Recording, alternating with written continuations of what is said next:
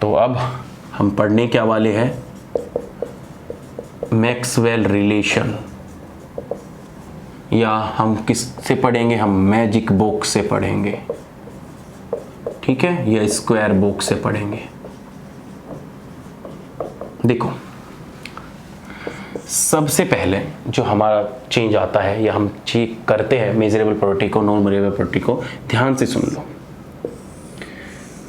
अब तुम्हारे पूरे के पूरे मैक्सवेल रिलेशन निकलने वाले हैं। इस प्रकार से तुम्हें एक क्या बनाना है, बॉक्स बनाना है, ठीक है। पहले ध्यान से सुन लो, मैक्सवेल रिलेशन क्या करता है, वेरिएबल पोटेंशियल को थर्मोडायनेमिक पोटेंशियल से जोड़ता है। मतलब जितने भी पैरामीटर है, पैरामीटर का आपस में रिलेशन क्या है, थर्मोडायनेमिक पोटेंशियल का आपस में रिलेशन क्या है, वेरिएबल का और थर्मोडायनेमिक पोटेंशियल का आपस में रिलेशन क्या है, इन सारे रिलेशन को हम किसके थ्रू पढ़ते हैं, मैक्सवेल के थ्रू पढ़ते हैं। और जो ये सारे रिलेशन होते हैं इन्हीं को हम मैक्सवेल रिलेशन बोलते हैं। तो बोलो पैरामीटर कौन कौन से हो गए हमारे, बोलो बोलो कितने पैरामीटर बताया तुम्हें। पैरामीटर क्या हो गया, वॉल्यूम हो गया, टेम्परेचर हो गया, एस हो गया और पी हो गया।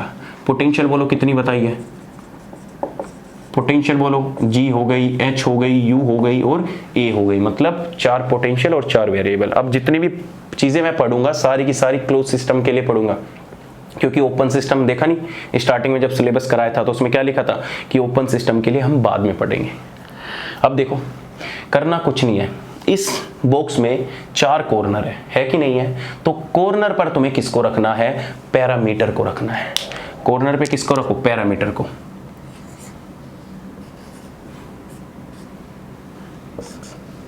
ठीक है। अब बीच में कॉर्नर पे तुम्हारे पैरामीटर आ गए, बीच में किसको रखोगे, पोटेंशियल को।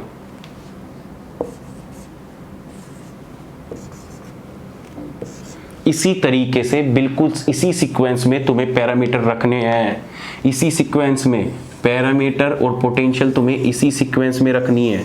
अगर तुमने सीक्वेंस खराब की तो सारे रिलेशन तुम गड़बड़ कर दोगे।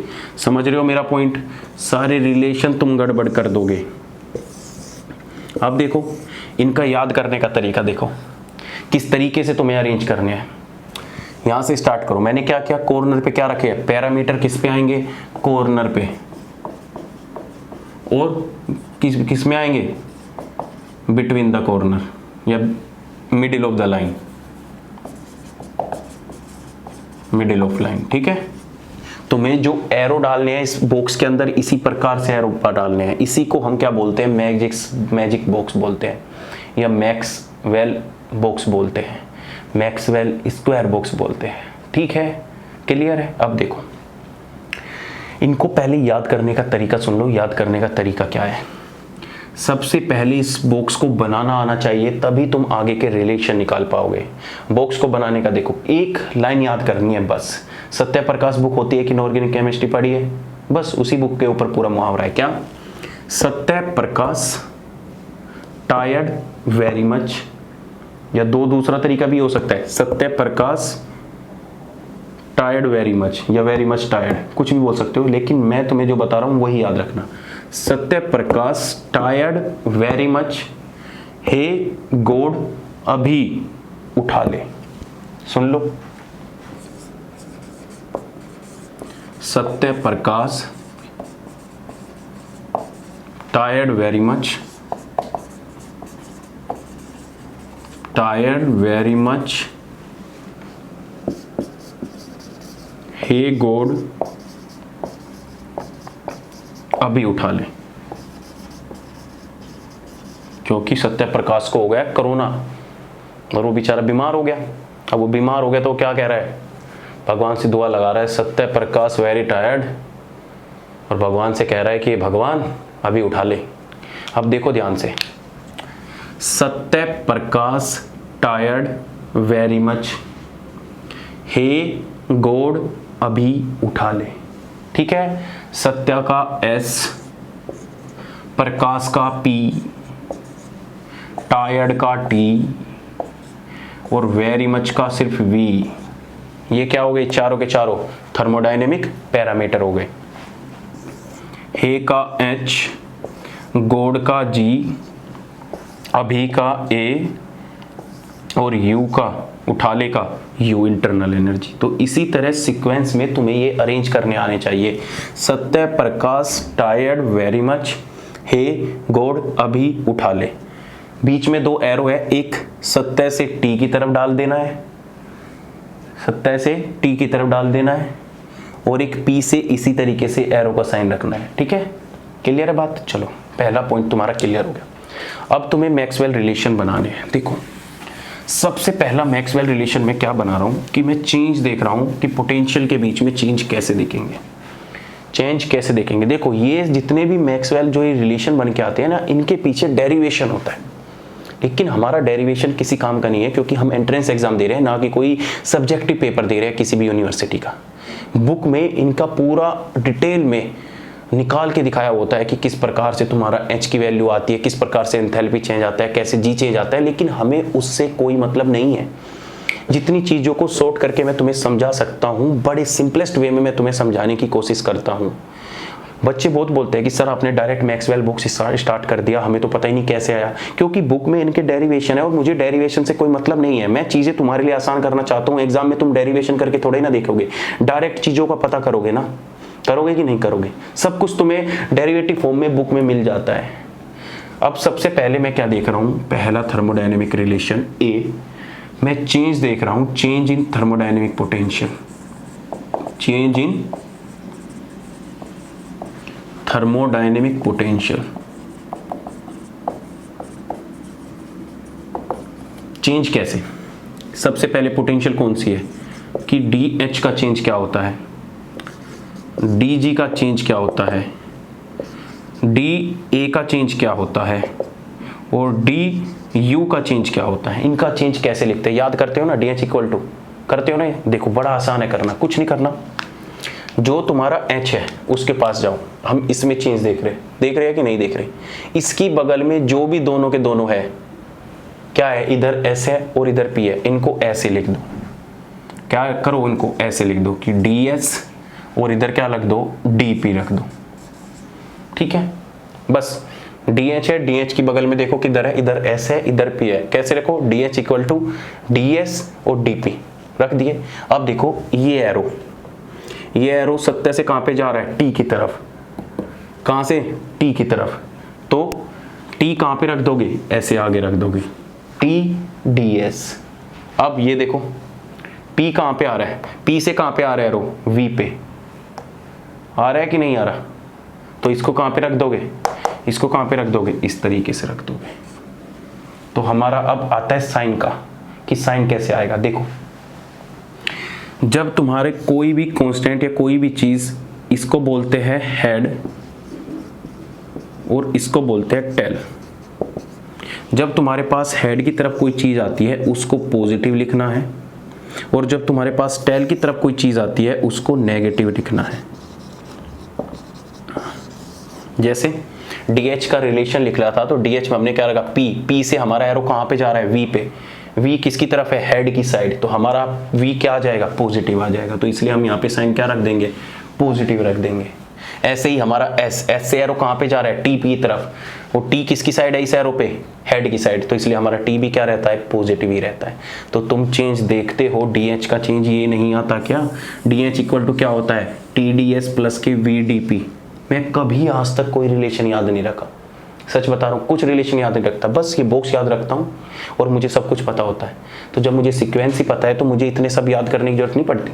तुम तो इनका रट्टा मार दो, DH equal to TDS plus K VDP, TDS plus K VDP, कब लोग मारोगे, पागल होना है क्या? वैसे इतना सारा सिलेबस है, किस किस के रट्टे मारोगे। अब देखो इसी प्रकार तुम्हें DG का लिखना है।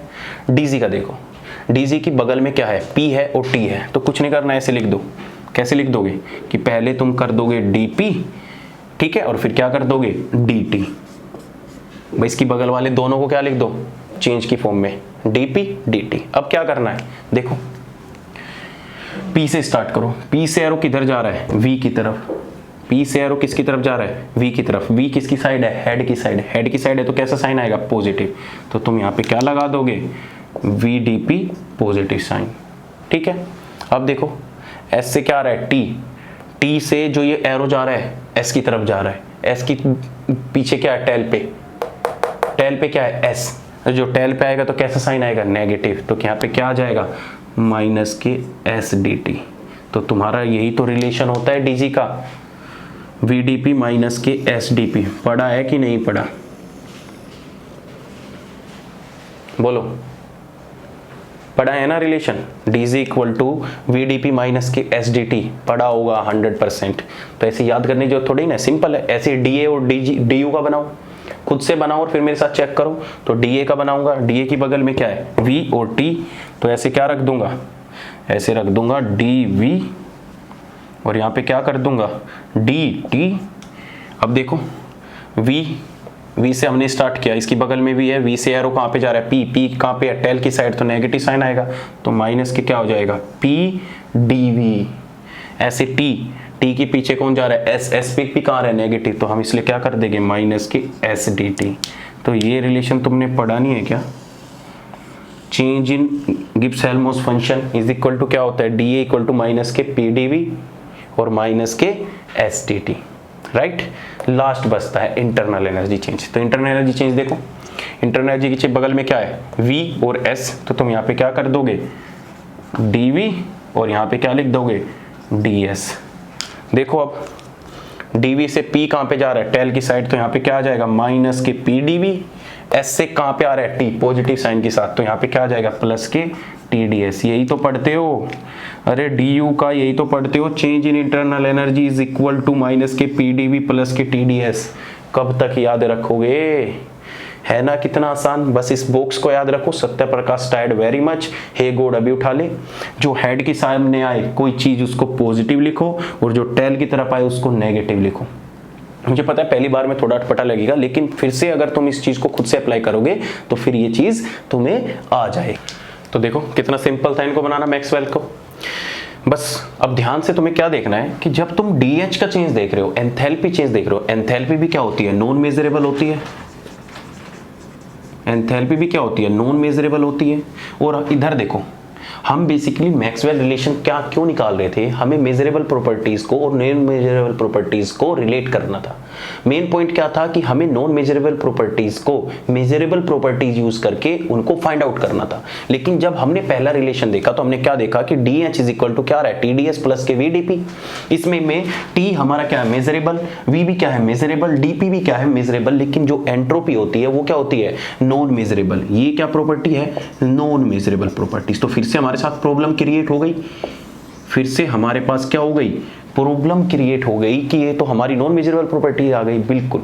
तो हम इस नॉन मेजरेबल प्रॉपर्टीज को जब हम चेंज करके लिखते हैं एक दूसरी इक्वेशन बन जाती है, उसी को हम क्या बोल देते हैं? First thermodynamic equation. First thermodynamic equation. ध्यान रखना, जब आगे मैं फर्स्ट थर्मोडायनेमिक इक्वेशन बोलूंगा तो तुम्हें समझ में आ जाना चाहिए कि मैं नॉन मेजरेबल प्रॉपर्टीज को मेजरेबल प्रॉपर्टीज में कन्वर्ट करना चाहता हूं। ये फर्स्ट नहीं होगी, DH वाली होती है सेकंड थर्मोडायनेमिक इक्वेशन। और U वाली में ये देख लो, U वाली में क्या देख रहे हो? माइनस के PDV प्लस के TDS। इसमें भी जो एंट्रोपी आ रही है वो भी नॉन मेजरेबल है। तो जब हम इंटरनल एनर्जी में चेंज करके देखते हैं तो यहां से हमारी क्या आती है? First thermodynamic equation. First thermodynamic equation. ऐसे ही हम जब DG और DA में देखते हैं, इसमें भी ऐसा आ रहा है, इसमें भी ऐसा रहा है। जब इनको चेंज करते हैं तो हमारे पास और इक्वेशन आती है, उनको हम दूसरे नाम से जानते हैं। अब पहला रिलेशन तो हमने क्या पढ़ लिया कि जब हम एंथैल्पी चेंज कर रहे हैं इनके साथ, TDS वेरिएबल के साथ, तो क्या होता है? तो पहला रिलेशन हो गया। सेकेंड रिलेशन क्या हो सकता है कि भाई इनका आपस में भी तो रिलेशन हो सकता है। भाई वॉल्यूम का प्रेशर में एक दूसरे के साथ कैसे चेंज हो रहा है? जैसे मैं वॉल्यूम को, जैसे मैं एंट्रोपी को प्रेशर के साथ चेंज करूं तो दूसरी वैल्यू में क्या चेंज आएगा? इनका फैक्टर सेम चेंज किसके साथ दिखाएगा? तो वो सारी प्रॉपर्टीज हमें फाइंड आउट करनी है। अब देखो, सबसे पहले तुम्हें ये सीखना जरूरी है कि जो हम चेंज है वो तीन तरीके से देखते हैं। एक होता है लार्ज चेंज, एक होता है स्मॉल चेंज और एक होता है वेरी स्मॉल चेंज। तो हर चीज को देखने का और लिखने का तरीका अलग होता है। जब कभी भी तुम्हें लार्ज चेंज देखना हो या लार्ज डिफरेंस देखना हो,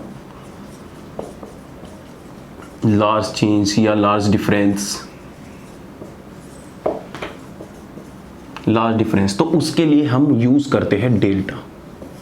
देखते हो ना, जैसे तुम यूज करते हो डेल्टा वी, तो तुम क्या करते हो V2 माइनस के V1, तो हम एक ज्यादा डिफरेंस मेजर कर रहे हैं, दो चीज के बीच में ज्यादा डिफरेंस देख रहे हैं, तो उसको हम क्या बोलते हैं, डेल्टा से डिफरेंस रिप्रेजेंट करते हैं। पहला चेंज ये होता है। दूसरा चेंज होता है स्मॉल चेंज। स्मॉल चेंज को हम रिप्रेजेंट करते हैं D से।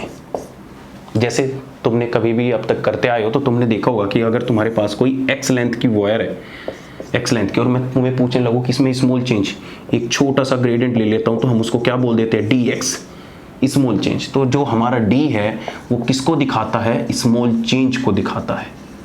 जैसे तुमने एक सर्कल बनाया और तुमने बाहर एक और सर्कल बनाया बिल्कुल इससे मिलता जुलता, अगर इसकी रेडियस r लिखते थे तो तुम क्या देखते थे कि स्मॉल जो चेंज आया होगा वो dr का आया होगा। तो dr बेसिकली रिप्रेजेंट क्या कर रहा है, स्मॉल चेंज को रिप्रेजेंट कर रहा है। फिर होता है एक हमारा थर्ड, जिसको हम बोलते हैं very small change. Very small change, इस वेरी स्मॉल चेंज को हम इस तरीके से रिप्रेजेंट करते हैं, या इससे नहीं तो इस तरीके से पार्शियल फॉर्म से रिप्रेजेंट करते हैं। इसको हम बोलते हैं पार्शियल डेरिवेटिव, और इसको हम बोलते हैं D को कंप्लीट डेरिवेटिव। Complete derivative. इस पार्शियल डेरिवेटिव की खास बात क्या है कि जब कभी भी तुम्हें कहीं पार्शियल डेरिवेटिव मिलेगा, हमेशा कुछ ना कुछ कांस्टेंट जरूर मिलेगा, हमेशा कुछ ना कुछ कांस्टेंट मिलेगा। तो some constant will be present there, some constant will be present there, कुछ ना कुछ, कोई ना कोई। जब भी तुम पार्शियल चेंज देखोगे किसी की वैल्यू के बीच में, तो हमेशा वहां पे तुम्हें एक कांस्टेंट जरूर मिलेगा। और एक फोर्थ चीज होती है हमारी इंट्रीगेशन। इंट्रीगेशन क्या होती है, जब हमें स्मॉल से लार्ज पता करना हो, स्मॉल से लार्ज की तरफ जाना होता है। जैसे तुम्हारे पास एक स्मॉल चेंज है, तुम्हें पता है कि स्मॉल चेंज इतना आता है, और तुम्हें देखना है कि अगर x की वैल्यू 1 से x की वैल्यू 2 तक चेंज आएगा तो कितना आएगा। तो जब हम एक छोटी चीज़ से उसको बड़े लार्ज स्केल में देखने की कोशिश करते हैं, फाइंड आउट करने की कोशिश करते हैं, तो उसमें हम इंट्रीगेशन करते हैं। तो जो ये साइन होता है, ये इंट्रीगेशन का साइन होता है। ठीक है, जो मैथमेटिकल फंक्शन जो भी कुछ यूज़ हो गए, कुछ बायो के बच्चे होते हैं तो उनके साथ में बताता जाऊँगा, जो भी मैथमेटिकल फंक्शन यूज होगा उसको साथ के साथ ही बताता जाऊंगा, तो उससे तुम्हें प्रॉब्लम नहीं आएगी। ये क्लियर हुआ। तो हमारा सेकंड मोटिव ये है कि हमें पार्शियल डेरिवेटिव निकाल के देखना है, हमें स्मॉल चेंज करके देखना है कि प्रेशर, वॉल्यूम, टेम्परेचर और एंट्रोपी में अगर स्मॉल चेंज आएगा तो वो किसके इक्वल होगा। तो देखो, partial derivative relation between parameter, तो हमने पहला निकाल लिया, बी क्या आ जाता है हमारा, partial derivative relation, partial derivative relation between parameter. देखो सिंपल सा, जब तुम्हें पार्शियल निकालना हो तो देखो यहां से स्टार्ट करो S से, और S से एक L इस तरीके के बनाओ। ये फॉर्मूला हर जगह वैलिड होगा, ध्यान रखना। अब देखो पार्शियल डेरिवेटिव लिखना है, तो मैं अगर पहला पार्शियल डेरिवेटिव तुम्हें लिख के बताऊं एक, तो मैं क्या लिख रहा हूं कि del S by del V at constant temperature will be equal to del P by del T at constant volume. ये होता है पहला पार्शियल डेरिवेटिव। आया कैसे लिखते हैं वो तरीका मैं तुम्हें बता रहा हूं। देखो कुछ नहीं करना, एक L ऐसे बनाना है यहां से यहां तक, ठीक है। कैसे पार्शियल डेरिवेटिव लिखना है, तो हम क्या करेंगे, partial derivative of S with respect to partial derivative of volume at constant temperature. अब टेम्परेचर देखो किसकी साइड आ रहा है, हेड की साइड, तो हेड की साइड आ रहा है तो हमारा क्या हो जाएगा, ओवरऑल पॉजिटिव हो जाएगा। तो ये हमारा एक पार्शियल डेरिवेटिव हो गया।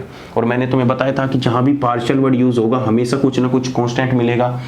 तो जो हमारा change in entropy with respect to change in volume at constant temperature will be equal to किसके होगा, change in pressure with respect to change in temperature at constant volume. और सेकंड वाला कैसे लिखोगे? सेकंड वाले के लिए कुछ नहीं करना, एक एल तुमने ऐसे बनाया है तो एक एल बिल्कुल इसके अपोजिट बना दो, ठीक है। और यहां से ये तुमने यहां से स्टार्ट किया, ये तुम्हारा स्टार्टिंग पॉइंट था इसके लिए, तो ये बिल्कुल इक्वल किसके होगा? बिल्कुल इसके मिरर इमेज के। तो ये इसकी ये क्या हो जाएगी? Mirror image, opposite L. तो यहां से स्टार्ट करोगे क्या? Del P with respect to del T at constant volume, और वॉल्यूम देखो कहां पे आ रहा है? हेड की साइड। तो जब ये हेड की साइड आ रहा है तो ये भी क्या हो जाएगा? ओवरऑल पॉजिटिव हो जाएगा। तो ये तुम्हारा फर्स्ट पार्शियल डेरिवेटिव निकल के आ गया। बोलो हाँ या ना? क्लियर है? चलो सेकंड लिखो। मैं तुम्हारी सहूलियत के अकॉर्डिंग कह रहा हूं, मैं तो एंटी क्लॉकवाइज क्लॉकवाइज कैसे भी जा सकता हूं, लेकिन तुम्हें चलना कहां से है? इसी डायरेक्शन में, इस तरीके से चलते हुए जाना है। सबसे पहले तुमने एस को लिखा ऊपर, एस वाला हो गया कंप्लीट। अब फिर तुम क्या लिखोगे?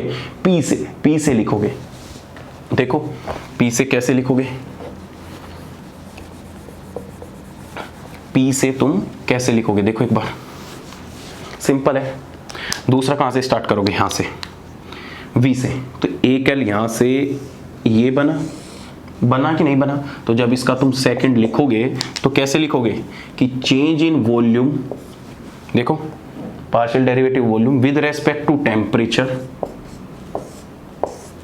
एट कांस्टेंट क्या? Pressure, at constant pressure. लेकिन प्रेशर तो कहां पे आ रहा है? टेल की साइड। तो हमारा साइन कैसा आ जाएगा?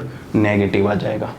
विल बी इक्वल टू, किसके इक्वल होगा? तो इसका एक अपोजिट एल और बना दो भाई। ये एल ऐसे बना तो दूसरा इसका अपोजिट एल कैसे होगा? ऐसे ही तो होगा भाई। ये देखो 1 2 3, फिर यहां से स्टार्ट कर दो, यहां से अपोजिट एल, तो कैसे हो जाएगा? Will be equal to change in entropy with respect to change in pressure at constant क्या आ जाएगा? टेम्परेचर आ जाएगा। बोलो बात क्लियर है? सेकंड हो गया। चलो थर्ड लिखो। थर्ड क्या होगा? थर्ड लिखो। तो तुम्हारा एस का आ गया ऊपर, देखो एस ऊपर आ गया, तुम्हारा वॉल्यूम आ गया ऊपर, बिल्कुल आ गया। अब तुम्हें कहां से स्टार्ट करना है? टेम्परेचर से। तो अब तुम्हें एल बनाने की भी जरूरत नहीं है, तुम पॉइंट तो समझ ही चुके हो, तो कुछ नहीं करना। देखो कैसे करोगे? थर्ड वाला, del T with respect to pressure at constant क्या आ जाएगा? एंट्रोपी। एंट्रोपी कहां रहा है? टेल की साइड। तो जब टेल की साइड आएगा तो नेगेटिव साइन आएगा, ये लिखो नेगेटिव साइन रख दिया। विल बी इक्वल टू किसके होगा? ये एल यहां से यहां तक बना, ये एल यहां से यहां तक बनेगा, तो यहां से कहां से स्टार्ट होगा? वी से। तो हमारा क्या हो जाएगा? Del V with respect to del S at constant क्या आ जाएगा? प्रेशर, और प्रेशर टेल की साइड आ रहा है तो कैसा साइन आ जाएगा? नेगेटिव साइन आ जाएगा। बोलो आ जाएगा कि नहीं आ जाएगा? ऐसे ही हमारा फोर्थ रिलेशन, ऊपर देखो एस आ चुका, वॉल्यूम आ चुका, टेम्परेचर आ चुका, अब क्या आ जाएगा ऊपर? प्रेशर आ जाएगा। तो तुम्हें इस तरीके से एंटी क्लॉकवाइज ही चलना है, तो उससे तुम्हें चीजें ज्यादा आसान रहेगी। तो लास्ट वाला रिलेशन कैसे लिख दोगे कि change in pressure with respect to change in entropy at constant क्या आ जाएगा? वॉल्यूम। तो वॉल्यूम हेड की साइड है तो positive. Will be equal to क्या होगा? Change in temperature with respect to change in volume at constant क्या आ जाएगा? एस आ जाएगा। तो एस किसकी साइड है? टेल की साइड, तो क्या आ जाएगा? नेगेटिव आ जाएगा। तो ये तुम्हारे चार क्या बन गए? पार्शियल डेरिवेटिव रिलेशन बन गए। क्या बनेंगे? पार्शियल डेरिवेटिव रिलेशन बन गए। बड़ा सिंपल है लिखना, बस एल बनाना है। जैसे लास्ट वाले के लिए पी से स्टार्ट किया था एल, तो लो देखो पी एस वी, एक एल ऐसे बना, तो इसका अपोजिट एल कहां से होगा? यहां से स्टार्ट होगा। खत्म। 1 2 3 1 2 3 कर लोगे? कुछ याद नहीं करना, सिंपल पार्शियल डेरिवेटिव। अब देखो चार तो पार्शियल डेरिवेटिव आ चुके हैं। अब इनका अगर मैं अपोजिट लिखना चाहूं तो वो भी एक दूसरे के इक्वल ही होते हैं।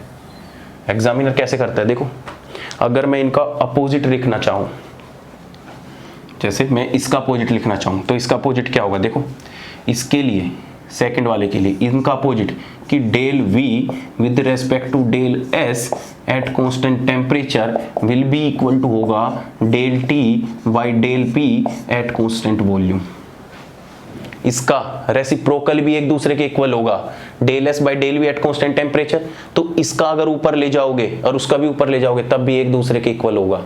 कैसे हुआ? अरे हमने जो ये साइकिल चलाई थी ना, ये एंटी क्लॉकवाइज साइकिल थी, ठीक है। और ये जो रिलेशन आ रहे हैं रेसिप्रोकल होके, ये क्लॉकवाइज साइकिल से आ रहे हैं। तो एंटी क्लॉकवाइज चला लो तब भी एक दूसरे के इक्वल होगे, क्लॉकवाइज चला लो तब भी एक दूसरे के इक्वल होगे। जैसे बना के दिखाऊं, ये देखो क्या दे रखा है, del V by del S at constant temperature. ये देखो del V del S at constant temperature, del V del S at constant temperature will be equal to कितना होगा, del T by del P at constant volume. तो इनका opposite भी एक दूसरे के इक्वल होगा। साइकिल छोड़ो, अगर इक्वल साइकिल से रहने दो, साइकिल से समझ नहीं आएगा। अगर इस तरीके से तुम लिखते हो और इनका रेसिप्रोकल भी तुम्हें दे देता है तो कुछ नहीं करना, इनका रेसिप्रोकल भी एक दूसरे के क्या आएगा, इक्वल ही आएगा। जैसे इसका reciprocal del T by del V at constant pressure, अगर अपोजिट रख दूं इसका, अगर इसका अपोजिट कर दूं तो इसका opposite del T by del V at constant pressure, negative ऐसे ही रहेगा, विल बी इक्वल टू क्या होगा, del P by del S at constant temperature. तो ऐसे ऐसे एग्जाम में कभी रेसिप्रोकल दे के भी पूछ लेता है, तो उसमें कंफ्यूज होने की जरूरत नहीं है। जैसे इसके लिए del P by del T at constant S negative will be equal to क्या होगा, del S by del V at constant pressure equal to negative, negative negative से काट भी सकते हो, पॉजिटिव हो जाएगा।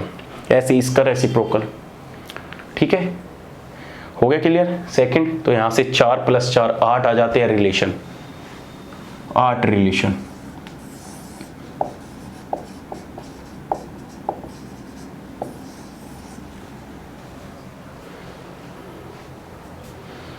ठीक है,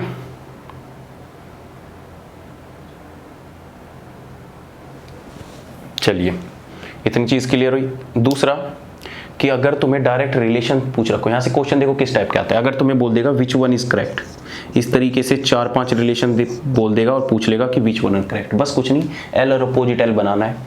और दूसरी ध्यान रखो, एक सौ ट्रिक और बताता हूं, जहां कभी भी तुम्हें कोई नेगेटिव साइन में प्रॉब्लम आ जाए, तुम्हें क्या होती है नेगेटिव साइन, तुम्हें हेड और टेल का अगर समझ में नहीं आ रहा तो उसकी भी टेंशन खत्म कर देता हूं। जहां कहीं भी तुम्हें सत्य प्रकाश साथ में दिख जाए तो वहीं पे नेगेटिव साइन लगा दो। जैसे सत्य प्रकाश होने का मतलब क्या है कि एक डेरिवेटिव फॉर्म में हमें एस भी चाहिए और पी भी चाहिए, वो कहीं भी हो चाहे, तो वहां नेगेटिव आ जाएगा। जैसे यहाँ पे क्या है, सत्य है लेकिन इस पूरे डेरिवेटिव में प्रकाश नहीं है, तो यहाँ पे सामने क्या है, पॉजिटिव साइन है, कोई दिक्कत नहीं है। इधर भी प्रकाश है लेकिन सत्य नहीं है, तो इसमें भी क्या आएगा, पॉजिटिव साइन। अब सेकंड वाले में आओ, del P by del T at constant pressure, ये पूरा डेरिवेटिव एक दूसरे के इक्वल ही है ना, तो यहाँ पे प्रकाश है लेकिन इस फॉर्म में देखो यहाँ पे क्या है, सत्य और प्रकाश है, तो इस पूरे रिलेशन में कहीं ना कहीं तुम्हें नेगेटिव साइन जरूर मिलेगा, या तो यहाँ नेगेटिव साइन होके मिलेगा या फिर यहाँ पे साइन नेगेटिव साइन होके मिलेगा। तो जहां कहीं भी तुम्हें सत्य प्रकाश साथ दिख जाए, एस पी सत्य प्रकाश साथ आ जाए, तो वहां पे क्या लगा देना, नेगेटिव साइन लगा देना। क्लियर है पॉइंट। जैसे इसमें देख लो, सत्य प्रकाश दो सत्य प्रकाश है, तो 2 नेगेटिव साइन आ रखे है कि नहीं, एक नेगेटिव साइन इधर आ रखा है, एक नेगेटिव साइन इधर आ रखा है। जैसे लास्ट वाले में देखो, लास्ट वाले में सत्य प्रकाश दोनों एक साथ मिल गए तो नेगेटिव साइन आ रखा है ना, इधर देखो बस सत्य प्रकाश नहीं है। तो जहां कहीं भी अगर ऐसे रिलेशन आते हैं, क्वेश्चन जब तुम देखोगे तो पूछेगा विच वन इज करेक्ट, तो उनमें से ऐसे कंफ्यूज कर देता है, इनका रेसिप्रोकल लिख के दे देगा, इनको इस फॉर्म में लिख के दे देगा, तो उस फॉर्म में कैसे कन्वर्ट करके करोगे बोलो। तो उस फॉर्म में कुछ नहीं करना, सिंपल सा एल वाला रूल लगाना, अपोजिट एल, और तुम्हारा रिलेशन निकल जाएगा, राइट। तो तुम्हारा सेकंड रिलेशन भी क्या हो गया, खत्म हो गया। अब आता है थर्ड रिलेशन। क्या आता है कि जो हम चेंज देख रहे थे, इनिशियली हम क्या देख रहे थे, चेंज देख रहे थे, उस चेंज में अगर हम चेंज को 0 मान ले, अगर हम उस चेंज को 0 कंसीडर कर ले, या मैं कहूं कि कोई कांस्टेंट इंट्रोड्यूस कर दे किसी इक्वेशन में, तो हमारे रिलेशन क्या होंगे, तो हमारे रिलेशन क्या होंगे, तो इसको बोलते हैं third type of Maxwell relation. जैसे सबसे पहला वाला रिलेशन याद करो, सी टाइप बता रहा हूं, जब हम किसी कांस्टेंट को इंट्रोड्यूस कर देते हैं,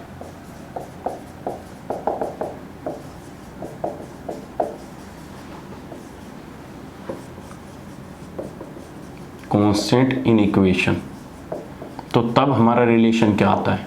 सिंपल है। अब देखो, सबसे पहले याद करो जब मैंने तुम्हें चेंज लिखवाया था, मैंने तुम्हें चेंज लिखवाया था कि D H will be equal to क्या होगा, टी डी एस प्लस के वी डी पी। ठीक है, अब इस इक्वेशन में मैं दो कांस्टेंट को इंट्रोड्यूस कर सकता हूं, और हमेशा कांस्टेंट वो देखा जाता है जहां पे चेंज जीरो आ जाए। भाई इस डी का मतलब होता है चेंज। अगर इस चेंज को मैं मिनिमम कर दूं, बहुत ज्यादा मिनिमम कर दूं, मिनिमम करके क्या मैं इसको मान लूं कि भाई ये चेंज हमने जीरो मान लिया या हमने कांस्टेंट चेंज मान लिया, कांस्टेंट मान लिया चेंज को। तो जब हमारा कांस्टेंट हो जाएगा, चेंज ही कांस्टेंट हो जाएगा, तो हमारा डी एस इक्वल टू एक बार जीरो हो सकता है कि एक बार हम एंट्रोपी को कांस्टेंट ले लें। दूसरा हम क्या ले सकते हैं कि हम डीपी को भी जीरो लिख सकते हैं। कब लिख सकते हैं? कि जब हमारा प्रेशर कांस्टेंट हो जाए। तो इस तरीके से हमारे दो रिलेशन निकल के आ जाते हैं। एक रिलेशन वो कि जब हमारा S कांस्टेंट होगा तो ds इक्वल टू जीरो हो जाएगा। एक हमारा P जब कांस्टेंट होगा तो dp is equal to zero हो जाएगा। पॉइंट समझ में आ रहा है भाई? जब हम किसी कांस्टेंट को इंट्रोड्यूस कर रहे हैं किसी इक्वेशन में, तो हमें कांस्टेंट आते ही चीजें क्या हो जाती है, जीरो हो जाती है। जैसे चेंज है, ये चेंज क्या है, अगर एंट्रोपी कांस्टेंट हो गई तो ds इक्वल टू क्या हो जाएगा, जीरो। तो हम जीरो और कांस्टेंट में फर्क होता है, एक बात तो ये ध्यान सुन लेना। जीरो मतलब जीरो, कांस्टेंट मतलब कि वैल्यू फिक्स है, स्थिर, और जीरो का मतलब बिल्कुल जीरो हो चुकी है। तो अगर जब हम एंट्रोपी को कांस्टेंट ले लेते हैं तो उसका जब डेरिवेटिव निकालते हैं तो डेरिवेटिव किसी भी कांस्टेंट फॉर्म का जीरो आता है। ठीक है, अब देखो, तो ds इक्वल टू हमारा जीरो हो जाएगा, एक बार dp इक्वल टू जीरो हो जाएगा। केस फर्स्ट कि जब हमने s इक्वल टू कांस्टेंट लिया और हमारा क्या हो गया, ds इक्वल टू जीरो हो गया, तो ये पूरी की पूरी टर्म जीरो हो गई। तो हमारा क्या हो जाएगा, तो हमारा, हम इसको अगर चेंज करके लिखे तो dh by dp will be equal to क्या हो जाएगा, प्रेशर हो जाएगा एट कांस्टेंट एंट्रोपी। हम इसको अगर पार्शियल डेरिवेटिव की फॉर्म में करके लिखे तो हमारा कुछ ना कुछ कांस्टेंट आएगा। तो del H by del P at constant entropy equal to क्या हो जाएगा, वॉल्यूम आ जाएगा। सेकंड चीज क्या कर सकता हूं मैं, कि अगर मैं P को कांस्टेंट ले लूं, भाई P को कांस्टेंट लिया तो dp is equal to zero. तो जब dp इक्वल टू जीरो तो ये फैक्टर पूरा जीरो हो गया। तो हमारा dh by ds equal to क्या हो जाएगा, at constant pressure equal to क्या हो जाएगा, टेम्परेचर। या मैं इसको पार्शियल की फॉर्म में भी लिख सकता हूं कि partial del h by del s at constant pressure. Partial बस चेंज दिखा रहा है, ठीक है। तो कांस्टेंट तुम्हें किसी फॉर्म में मिल सकता है, लेकिन पार्शियल की फॉर्म में हमेशा कांस्टेंट मिलेगा ही मिलेगा। तो हो गया, तो हमारे दो रिलेशन आ गए। अब हमें यहाँ से एग्जैक्ट क्या पता लग रहा है, हमें एग्जैक्ट वेरिएबल का पता लग रहा है कि जो हमारा वॉल्यूम है वो टेम्परेचर है। हम डायरेक्ट कैसे निकाल सकते हैं, change in enthalpy with respect to pressure at constant entropy, जो हमारा इक्वल टू आता है वो वॉल्यूम की वैल्यू आती है। हमारा change in enthalpy with respect to entropy at constant pressure, हमारा टेम्परेचर निकल के आ जाता है कि जो हमारा टेम्परेचर है वो क्या होता है। चेंज इन एंथैल्पी, किसी सिस्टम में अगर एंथैल्पी चेंज कर रहे हैं हम एंट्रोपी के साथ एट कांस्टेंट प्रेशर, तो हमारा वो टेम्परेचर कंसीडर होगा। और जो हमारा change in enthalpy with respect to pressure at constant entropy करे तो हमारा वॉल्यूम कंसीडर होगा। तो इसी प्रकार से हमारे दो रिलेशन निकल के किसके लिए आए हैं, DH के लिए दो वैल्यू निकल के आई है, ऐसे ही हमारी DG के लिए दो वैल्यू निकल के आएगी, ऐसे ही हमारे लिए DU के लिए दो वैल्यू निकल के आएगी, ऐसे ही हमारे DA के लिए दो वैल्यू निकल के आएगी। चलो निकालो, ऐसे निकालो। तो DH के लिए तुम्हारे पास दो वैल्यू आ गई, टेम्परेचर इक्वल टू और प्रेशर इक्वल टू। तो सेकंड क्या हो जाएगा तुम्हारे लिए, तो सेकंड तुम्हारे लिए हो जाएगा DG। तो DG इज इक्वल टू क्या हो जाएगा, माइनस के S dt प्लस के V dp। तो इसमें भी दो केस आ सकते हैं। केस फर्स्ट कि जब हमारा टेम्परेचर इक्वल टू कांस्टेंट हो जाए तो हमारा dt इज इक्वल टू क्या हो जाएगा, जीरो। और जब हमारा प्रेशर इक्वल टू कांस्टेंट हो जाए तो हमारा dp इज इक्वल टू क्या हो जाएगा, जीरो। तो जब हमारा dt इक्वल टू जीरो हो जाएगा तो हमारा change in with respect to pressure is equal to क्या आ जाएगा, वॉल्यूम आ जाएगा। ठीक है, कि जब हमारा dt इक्वल टू जीरो हो जाए और जब हमारा प्रेशर जीरो हो जाए तो D G with respect to temperature will be equal to क्या हो जाएगा, एस हो जाएगा, या माइनस के एस कर सकते हो कि एस इक्वल टू माइनस के del G by del T at constant pressure. तो दो रिलेशन यहां से निकल के आ गए। ऐसे ही दो किसके लिए निकल के आएंगे, डी ए के लिए। देखो करो, तो डी ए के भी तुम्हारे पास दो रिलेशन निकल के आएंगे। तो D A is equal to क्या हो जाता है, माइनस के पी डी वी माइनस के एस डी टी। तो यहां से भी दो निकल के आ गए। क्या दो निकल के आए कि एक बार हमारा डी वी इक्वल टू 0 मतलब कि हमारा वॉल्यूम कांस्टेंट है, एक बार हमारा D T equal to 0 that means हमारा टेम्परेचर इक्वल टू कांस्टेंट है। ठीक है, जब हमारा वॉल्यूम कांस्टेंट हो जाएगा तो change in D A by D T will be equal to minus के एस हो जाएगा। तो मैं इसको क्या कर सकता हूँ, एस इक्वल टू माइनस के D A by D T कर सकता हूँ। ऐसे ही जब हमारा डी टी इक्वल टू 0 हो जाएगा तो हमारा D A by D V at constant क्या हो जाएगा, वॉल्यूम हो जाएगा, एट कॉन्स्टेंट टेम्परेचर हो जाएगा। तो इक्वल टू क्या आ जाएगा, माइनस के पी। तो पी इक्वल टू क्या ले सकता हूँ, माइनस, कुछ भी लिख सकते हो तुम, D A by D T. यहाँ पे तुम ऐसे भी लिख सकते हो पार्शियल डेरिवेटिव की फॉर्म में, D T equal to S. तुम इसको भी ऐसे लिख सकते हो, कोई फर्क नहीं पड़ेगा, डी ए की फॉर्म में भी लिख सकते हो और उसकी फॉर्म में भी लिख सकते हो, क्योंकि तुम चेंज दोनों की फॉर्म में देख रहे हो। ठीक है, इससे कोई फर्क नहीं पड़ेगा, राइट। तो ऐसे कंफ्यूज मत होना कि कहीं डी पे लिख रखा है कहीं डेल पे लिख रखा है। तो तुम्हारे दो इसके लिए आ गए, ऐसे ही दो किसके लिए आ जाएंगे, यू के लिए आ जाएंगे।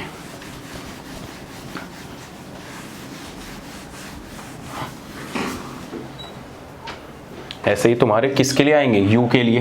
तो देखो डी यू इक्वल टू हो जाएगा क्या, माइनस के पी डी वी और प्लस के क्या हो जाएगा, टी डी एस। तो इस केस में भी दो कांस्टेंट हो सकते हैं, इस केस में भी दो कांस्टेंट। क्या कि अगर हमारा वॉल्यूम कांस्टेंट हो जाए तो हमारा क्या हो जाएगा, D V is equal to 0 हो जाएगा। अगर हमारा एंट्रोपी इक्वल टू कांस्टेंट हो जाए तो डी एस इक्वल टू 0 हो जाएगा। राइट और रॉन्ग बोलो। अब देखो जब वॉल्यूम कांस्टेंट हो गया तो डी वी इक्वल टू 0, ये टर्म पूरी 0, तो हमारा क्या हो जाएगा, change in internal energy with respect to entropy at constant volume equal to क्या आ गया, टेम्परेचर। यहां से जब डी एस इक्वल टू 0 हो जाएगा तो ये टर्म 0, तो हमारा change in internal energy with respect to change in volume at constant S equal to क्या आ जाएगा, माइनस के पी। तो पी को हम ये भी कर सकते हैं। बोलो बात क्लियर है कि नहीं है। तो इस तरीके से तुम्हारे पास कितने आ गए, 8 वैल्यू आ गई होगी। देखो दो इससे निकल के आए, दो इससे, दो इससे, दो इससे, 8 आ गई, 8 सारी कॉपी पे एक साथ लिख ली। अब थोड़ा ध्यान से ऑब्जर्व करो, दोनों चीजें ध्यान से ऑब्जर्व करो, सारी की सारी चीजें तुम्हें क्या मिल रही होगी। वॉल्यूम के लिए तुम्हारे पास दो एक्सप्रेशन आ रखे होंगे, टेम्परेचर के भी तुम्हारे पास दो एक्सप्रेशन आ रखे होंगे, प्रेशर के भी तुम्हारे पास दो एक्सप्रेशन आ रखे होंगे, और एंट्रोपी के भी तुम्हारे पास दो एक्सप्रेशन आ रखे होंगे। देखो ध्यान से, आ रखे हैं कि दो आ रखे हैं ना सारे के सारे, बोलो हाँ है ना, राइट। तो वो दो एक्सप्रेशन आ रखे हैं। उन दो का मतलब ये है कि वॉल्यूम इक्वल टू दो वैल्यू हो सकती है, टेम्परेचर इक्वल टू दो वैल्यू हो सकती है, और प्रेशर इक्वल टू दो हो सकती है, एंट्रोपी इक्वल टू दो हो सकती है। अब क्वेश्चन ये उठता है कि सर एग्जाम में इतना कांस्टेंट लगा के देखेंगे क्या कि टेम्परेचर के लिए क्या होगी, वॉल्यूम के लिए क्या होगी। मैं कहता हूं ना, इंतजार करो बच्चा, इंतजार करो, सबके तरीके हैं अपने पास, कुछ नहीं करना। आओ सिखाऊं तुम्हें कि जब तुम्हें डायरेक्ट कोई वेरिएबल की वैल्यू निकालनी हो तो डायरेक्ट कैसे निकालोगे। ये तो था तरीका कि कांस्टेंट इंट्रोड्यूस करके ऐसे निकलती है, डायरेक्ट कैसे याद रखनी है चीजों को। देखो एंट्रोपी है एस के साथ एरो के साथ नीचे आओ टी, ठीक है, इस एरो से नीचे कूदो टी की बगल में देखो क्या है, जी है, और इधर टी की बगल में देखो क्या है, ए है। तो तुम्हें एंट्रोपी इज इक्वल टू क्या लिखोगे, एंट्रोपी इज इक्वल टू लिखोगे कि चेंज इन गिव्स फ्री एनर्जी, चेंज इन गिव्स free energy with respect to temperature at constant pressure. देखो del ji with respect to del T at constant क्या होगा, pressure equal to देखो del A by del T at constant क्या होगा, volume. देखो दो expression आ रहे हैं कि नहीं आ रहे, देखो यही सेम एक्सप्रेशन हो गए, बस नेगेटिव साइन भी होगा इनमें।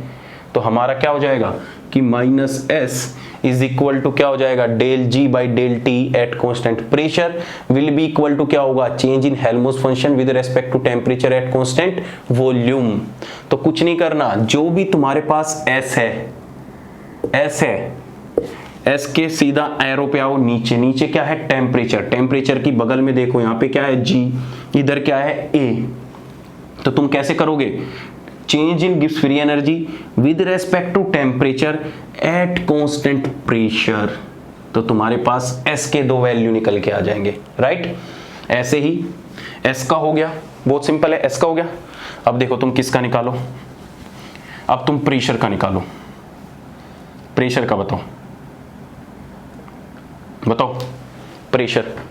तो जब तुम प्रेशर का लिखोगे तो देखो प्रेशर इज इक्वल टू, तो प्रेशर से इधर आओ, प्रेशर से इधर आए एरो पे क्या है, वॉल्यूम, इसकी बगल में क्या है ए और इसकी बगल में क्या है यू। तो कुछ नहीं करना, change in internal energy with respect to volume at constant S. ऐसे ही change in Helmholtz function with respect to change in volume at constant T. ये कांस्टेंट वाली लाइन है, मुझे पता है तुम्हें थोड़ा सा डिफिकल्ट लग रहा होगा, लेकिन भाई जब तुम 2 बार प्रैक्टिस कर ली ना, बस 2 बार, तुम्हें ये सारी चीज बहुत आसान लगेगी। अरे रट्टा मारने से तो अच्छा ही है ना कि तुम इनकी ट्रिक याद कर लो, याद रखने की।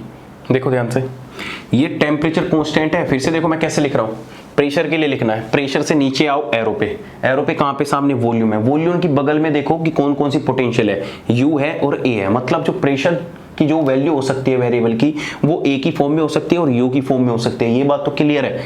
तो अब हमारा क्या होगा, हमारा P इज इक्वल टू क्या आ जाएगा, P इक्वल टू आ जाएगा change in Helmholtz function with respect to volume at constant temperature. तो हमारा प्रेशर इक्वल टू कैसे लिख दोगे तुम, देखो change in Helmholtz function with respect to volume at constant temperature equal to कितना आ जाएगा, change in internal energy with respect to volume at constant entropy. और पीछे देखो इस पे भी क्या रखा होगा, नेगेटिव साइन आ रखा होगा, ठीक है। बस अभी नेगेटिव साइन कैसा है बताऊंगा तुम्हें, टेंशन मत लो, थोड़ा सा सब्र करके बस सुनते रहो। हो गए 2 रिलेशन, थर्ड वाला लिखना है। सत्य इसका एस का भी हो गया, पी का भी हो गया, अब तुम्हारे पास 2 बचे। अब 2 तो खुद से लिख लो यार, या मेरा वेट करने लग गए कि सर लिखेंगे पहले। सब जानता हूं मैं, सब जानता हूं। देखो किसके, बस 2 बचे हैं, टेम्परेचर का और वॉल्यूम का। तो टेम्परेचर के एरो पे जाओ, क्या है, एस है, क्या मिल रखा है तुम्हें, एस की बगल में देखो, एस की बगल में है एच और एस की बगल में है यू, कि मतलब कि जो हमारा टेम्परेचर होगा, टेम्परेचर इक्वल टू चेंज क्या होगा, change in enthalpy with respect to entropy at constant pressure and will be equal to क्या होगा, change in internal energy with respect to entropy at constant क्या होगा, वॉल्यूम होगा। तो ये तुम्हारी टेम्परेचर की आ गई। देखो तो टेम्परेचर किसके चेंज होने से आ रहा है, एच और यू के, समझे। चलो एस हो गया, पी हो गया, टी हो गया, अब तुम्हारा आएगा वी। तो वॉल्यूम इज इक्वल टू क्या हो जाएगा, देखो तो volume is equal to, volume किसका फंक्शन होगा, देखो ध्यान से, वॉल्यूम तुम्हारा किसका फंक्शन है, वॉल्यूम के पास एरो पे ऊपर जाओ, कि एक तो तुम्हारा जी का फंक्शन है और एक किसका है, एच का। तो वॉल्यूम इक्वल टू किसका हो जाएगा, जी का और एच का। तो हमारा कितना रिलेशन आ जाएगा कि वॉल्यूम इज इक्वल टू आ जाएगा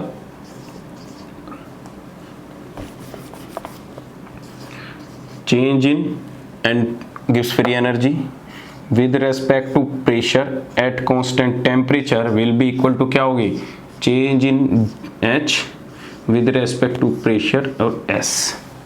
देखो सारे के चारों रिलेशन तुम्हारे सामने है। बस ध्यान रखना, जिस वेरिएबल को फाइंड आउट करना है उसको पकड़ो, उसके सामने से एरो जहां पे पहुंच रहा है वहां पे पहुंच जाओ, इसकी बगल में दोनों पोटेंशियल देखो, उन पोटेंशियल का इसके साथ चेंज एट कांस्टेंट ये वैल्यू, इसके साथ चेंज एट कांस्टेंट ये वैल्यू, राइट। अब आती है नेगेटिव की साइन। तो अब तक जो मैंने तुम्हें ट्रिक बताई थी ये वाली एरो वाली, इसमें सामने जो हेड पे साइड आता था वो क्या था, पॉजिटिव साइन, और जो टेल की साइड आता था वो क्या था, नेगेटिव साइन। ठीक है, तो इसमें इन कांस्टेंट को याद नहीं रखना, पी और टी को, बस ये याद रखना है कि जब तुम एस और पी निकालोगे तो एस और पी में नेगेटिव आएगा बस, और टी और वी में पॉजिटिव आएगा। दोनों ट्रिक से मैं बता सकता हूं कि जब तुम टेम्परेचर निकाल रहे हो, टेम्परेचर किसकी साइड प्रेजेंट है, हेड की साइड प्रेजेंट है, इसलिए टेम्परेचर के एक्सप्रेशन में कहीं भी नेगेटिव साइन नहीं है। जैसे वॉल्यूम के एक्सप्रेशन में कहीं भी क्या है, कोई नेगेटिव साइन नहीं है, क्योंकि दोनों के दोनों हेड की साइड है। और मैंने तुम्हें बताया था कि सत्य प्रकाश में नेगेटिव आएगा, तो ये देखो सत्य प्रकाश है, एस पे ऊपर भी नेगेटिव और पी के ऊपर भी, तो तुम्हें ये बस इन एक्सप्रेशन में ये याद रखना है कि एस और पी में नेगेटिव आएगा, बाकी टी और वी में कोई नेगेटिव नहीं आएगा।